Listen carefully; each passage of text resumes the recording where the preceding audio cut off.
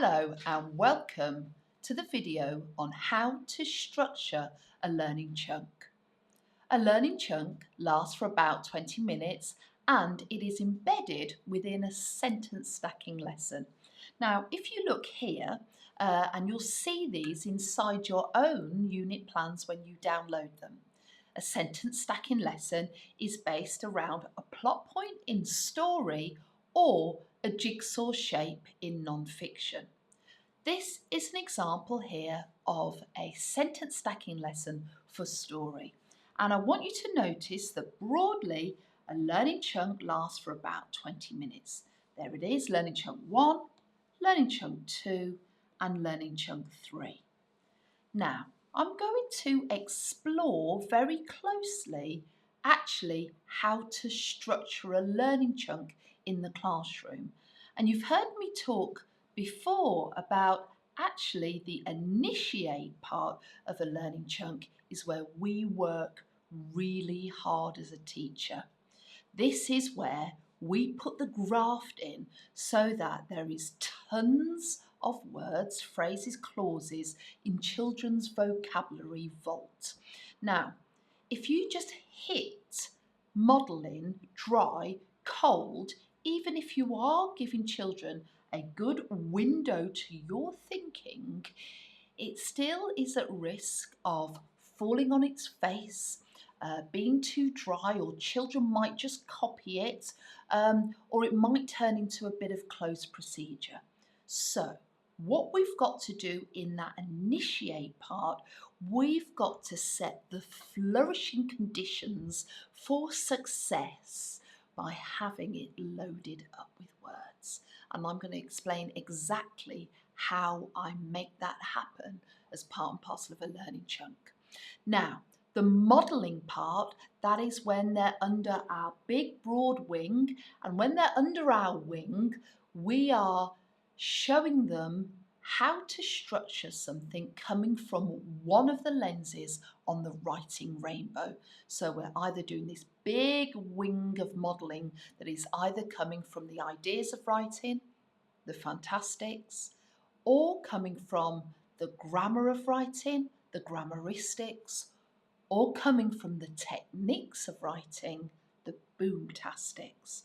And so children are under that big lens. So as long as they are able to, let's say for example, build a simile, there's a bit more movement than just replacing the odd few words.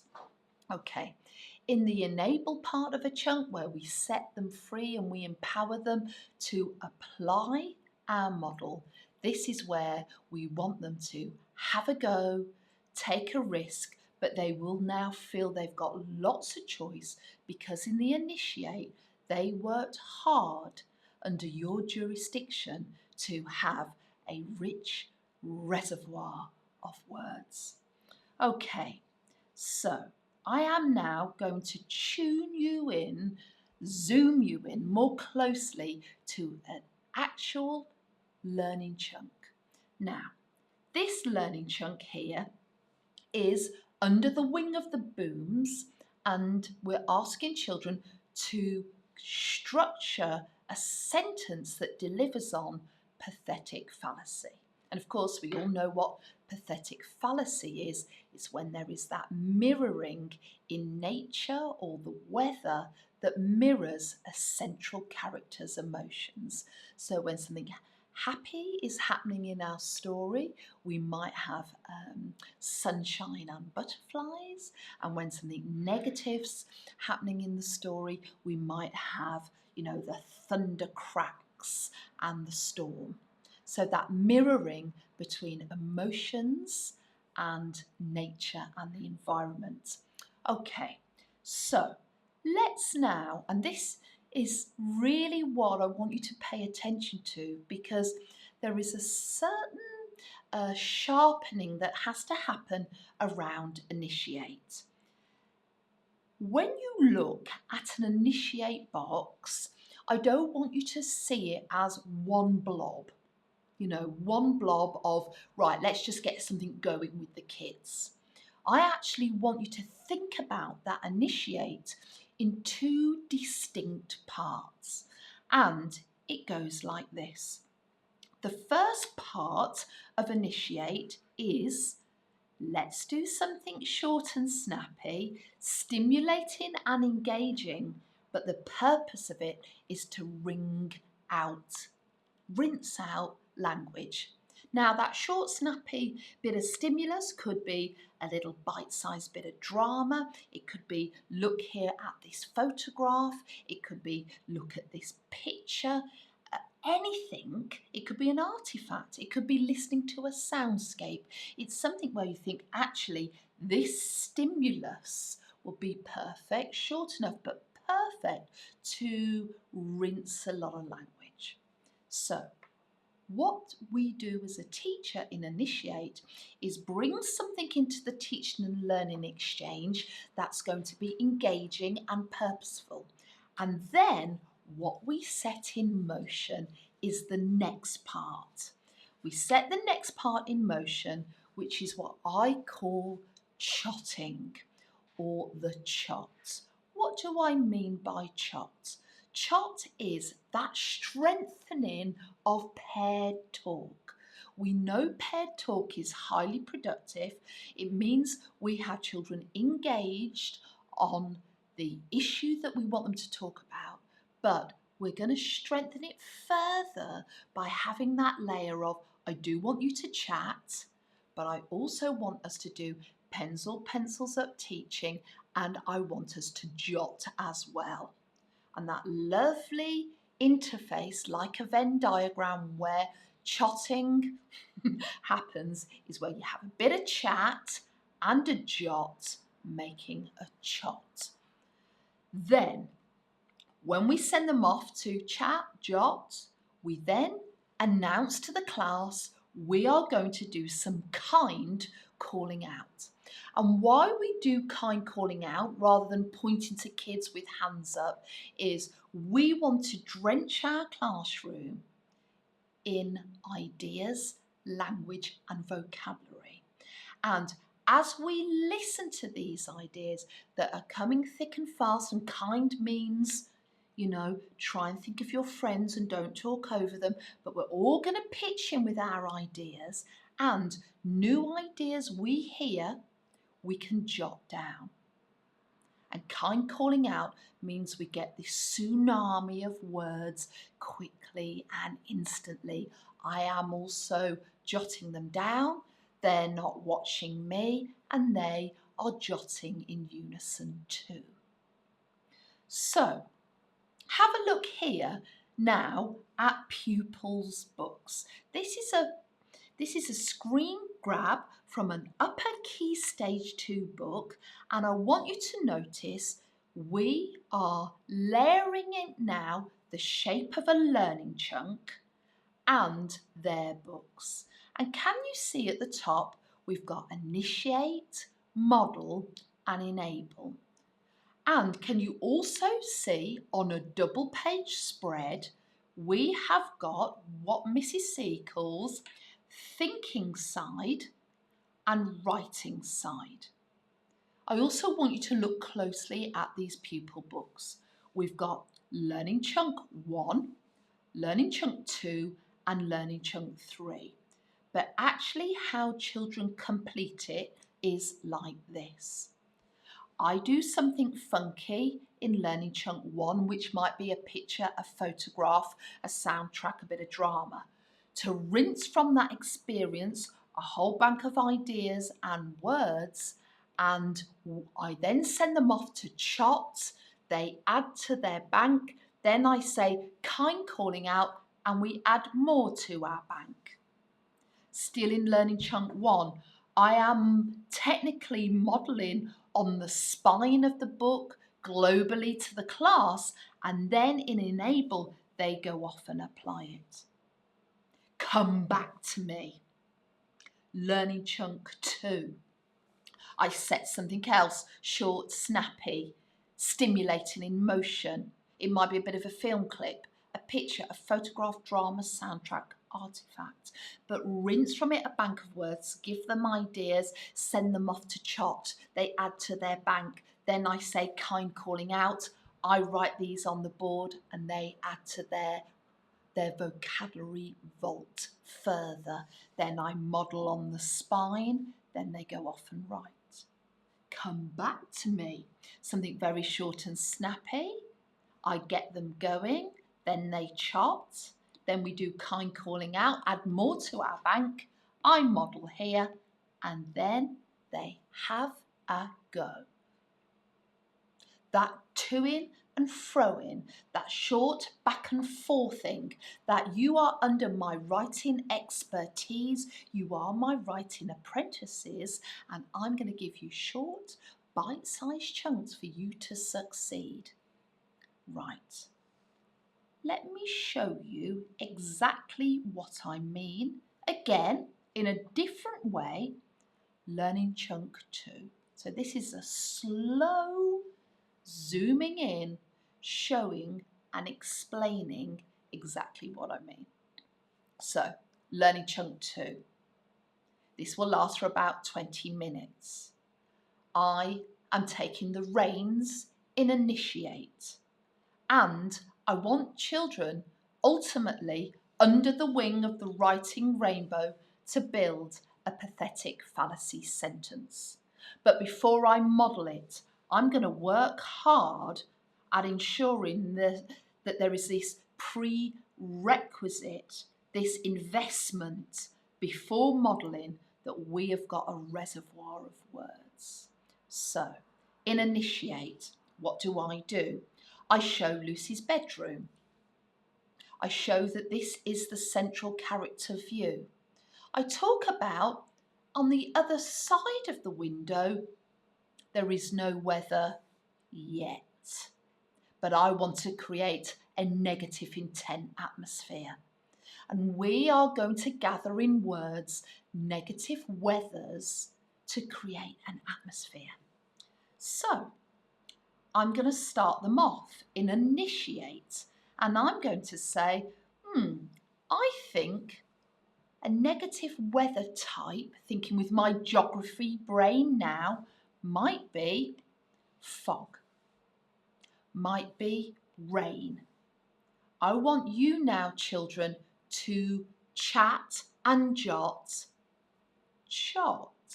and make jottings on the thinking side in your books. Off they go.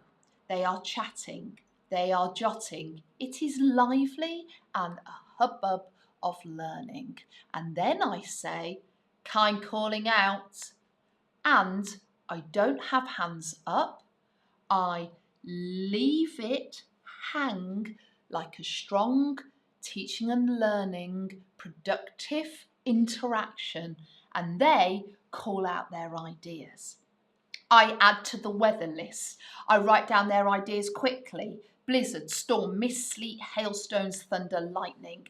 And they look at their chotted ideas, and if they haven't got sleet, they add it in. Almost like bingo. If they haven't got blizzard, they add it in. I don't need them to look at me. I need them to be worrying about the thinking side writing journal. By the time we've drenched the room in kind calling out, all of their thinking side books will be full of negative intent weathers.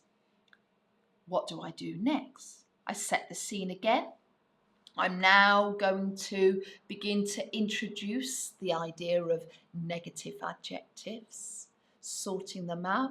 I maybe even explore the idea of a quick simile that can function like an adjective.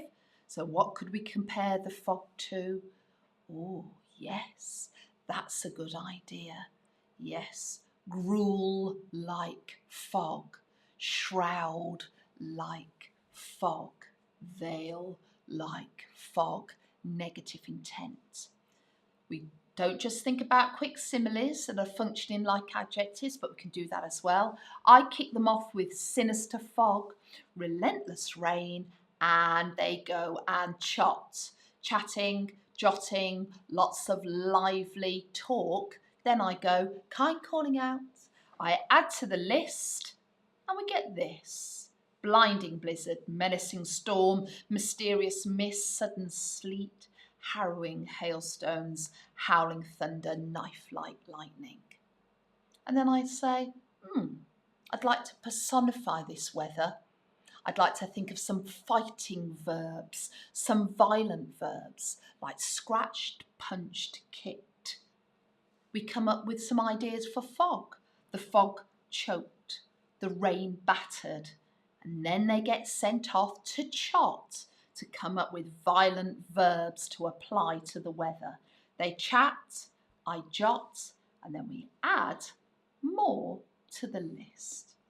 And I gather them here, and as they call them out, I write them down live in the moment and they add to their list. What we have then is a rich thinking side with lots of language. And never, ever, ever model flat, cold without putting in the hard, flourishing conditions to succeed. I am now modelling against a backdrop of options. That is the moral position as a teacher. You must never model cold. They must be watching a model thinking, yeah, I've got tons of ideas. So they have got lots of weathers, lots of adjectives, lots of powerful, negative, violent verbs. So now as I model the sentence, beginning with the determiner the something weather, adjective weather, I'm going to have fog. I did like veil-like, but I'm going to have, I think, sinister. The sinister fog. Then I'm going to drop my violent verb. If my weather was lightning, I might have violence like slashed, slit, cut. But because I've got fog, I'm going to have words like strangled, suffocated, choked. The sinister fog choked. And this is really crucial. If you want more sharpened central character writing, you need to tune children into where you want the reader to look. And this is where I can go, and I tell the children this explicitly. Near view, mid view, wide view. If it is wide view, then that is the fog attacking the whole sky, the clouds, the moon, the stars. If it is near view, then it's Lucy's garden, the rockery, the gate, the shed. But I'm going mid view, so it's the street. I'm thinking cars, refuge bins, street lights. The sinister fog choked the street lights. Now, I want an adjective before street lights to show they are struggling. Struggling's okay. I'm going to do some thesaurus thinking. Spluttering, that's good. Choked, let's take that out. Let's go straight now to putting in the spluttering street lights. Now I'm going to make sure we have this mirroring. As Lucy, this mirroring, we've got frightening weather. We need a frightened Lucy, as Lucy, whilst Lucy, as Lucy cuddled her teddy bear tightly. Well, cuddled is too positive. As Lucy clutched her, it's actually a pig puppet, clutched her pig puppet tightly.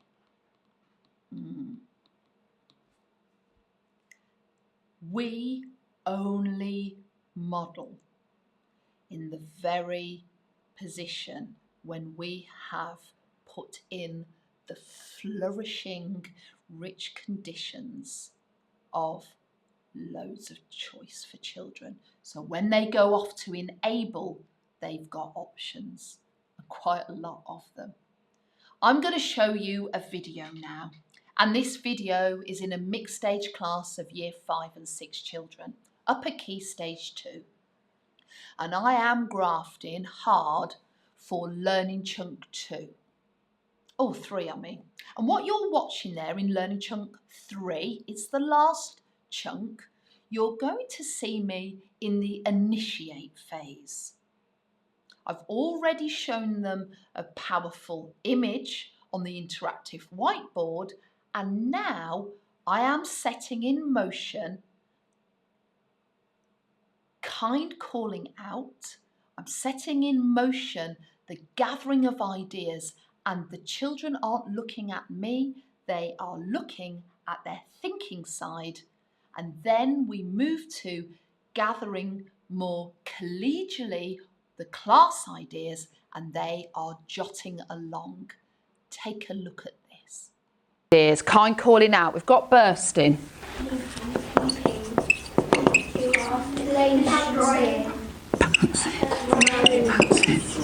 Destroy.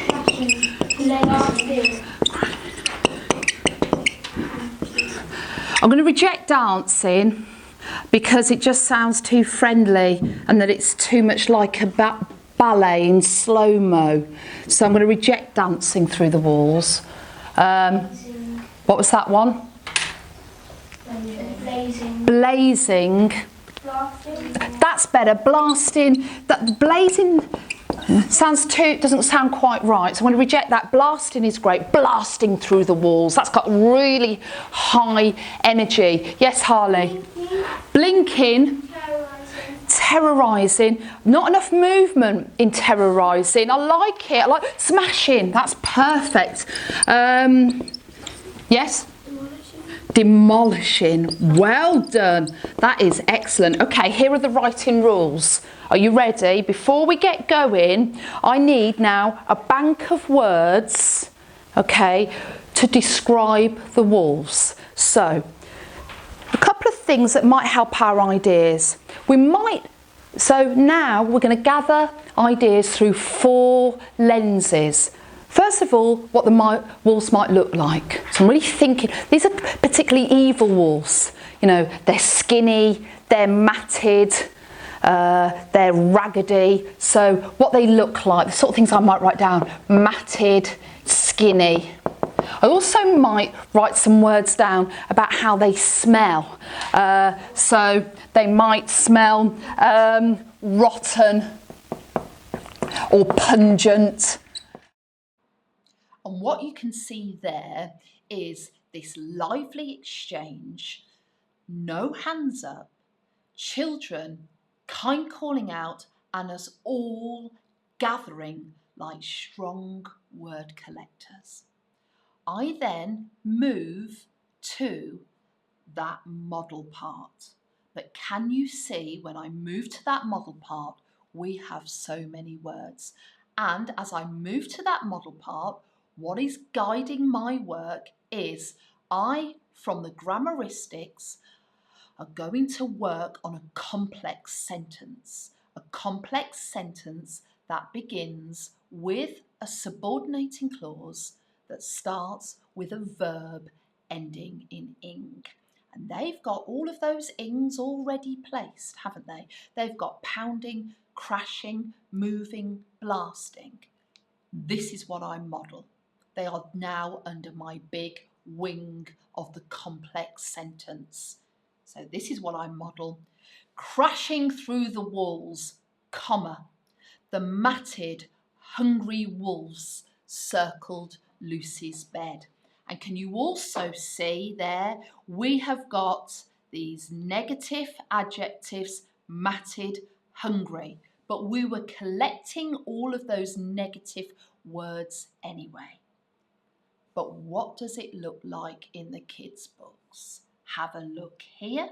You can see here in their books, they have got bursting, pounding, exploding, booming, smashing, charging. They have got negative sights of the wolves, hungry, starving. They have got negative feelings, enraged, sneaky, ferocious, and they have got negative smells, rancid, sweaty. And all of that rich reservoir on the thinking side puts kids in the best place now to apply the model in the learning chunk. Let me now read what this child wrote applying my complex sentence model. Here we go. Pounding through the walls, the ferocious, blood-sucking wolves entered Lucy's room and dribbled drool over her face. That is the power of the right stuff. And if you really want to become a better teacher of writing, then you have come to the right place. If you want to drop in on my Right Stuff course, you are more than welcome. Thank you very much.